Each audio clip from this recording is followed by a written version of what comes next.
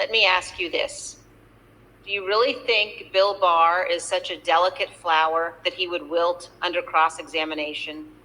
Pat Cipollone, Eric Hirschman, Jeff Rosen, Richard Donahue, of course they aren't. None of our witnesses are.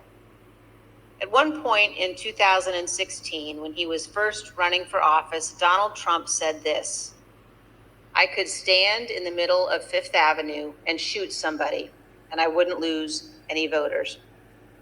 That quote came to mind last week when audio from Trump advisor Steve Bannon surfaced from October 31st, 2020, just a few days before the presidential election.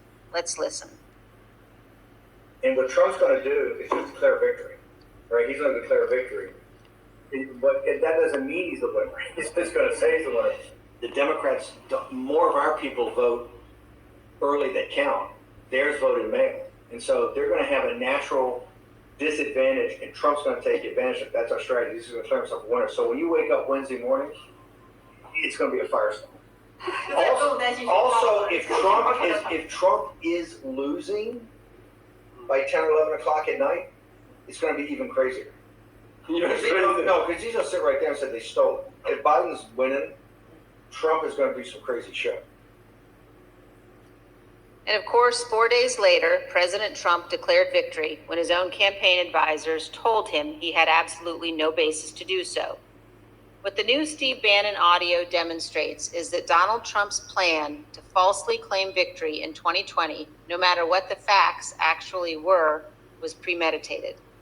Perhaps worse, Donald Trump believed he could convince his voters to buy it, whether he had any actual evidence of fraud or not. And this same thing continued to occur from Election Day onward until January 6th. Donald Trump was confident that he could convince his supporters the election was stolen, no matter how many lawsuits he lost, and he lost scores of them. He was told over and over again in immense detail that the election was not stolen. There was no evidence of widespread fraud. It didn't matter. Donald Trump was confident he could persuade his supporters to believe whatever he said, no matter how outlandish, and ultimately that they could be summoned to Washington to help him remain president for another term. As we showed you last week, even President Trump's legal team, led by Rudy Giuliani, knew they had no actual evidence to demonstrate the election was stolen. Again, it didn't matter. Here's the worst part.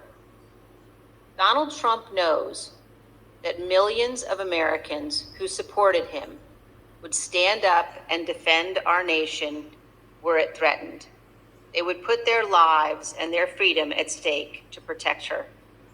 And he is preying on their patriotism. He is preying on their sense of justice. And on January 6th, Donald Trump turned their love of country into a weapon against our Capitol and our Constitution.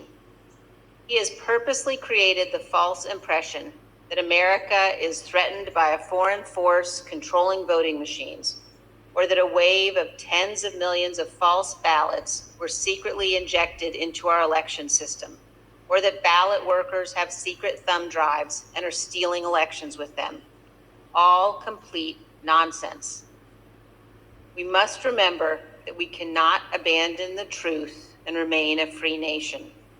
In late November of 2020, while President Trump was still pursuing lawsuits, many of us were urging him to put any genuine evidence of fraud forward in the courts and to accept the outcome of those cases. As January 6th approached, I circulated a memo to my Republican colleagues explaining why our congressional proceedings to count electoral votes could not be used to change the outcome of the election. But what I did not know at the time was that President Trump's own advisors, also Republicans, also conservatives, including his White House counsel, his Justice Department, his campaign officials, they were all telling him almost exactly the same thing I was telling my colleagues. There was no evidence of fraud or irregularities sufficient to change the election outcome. Our courts had ruled. It was over.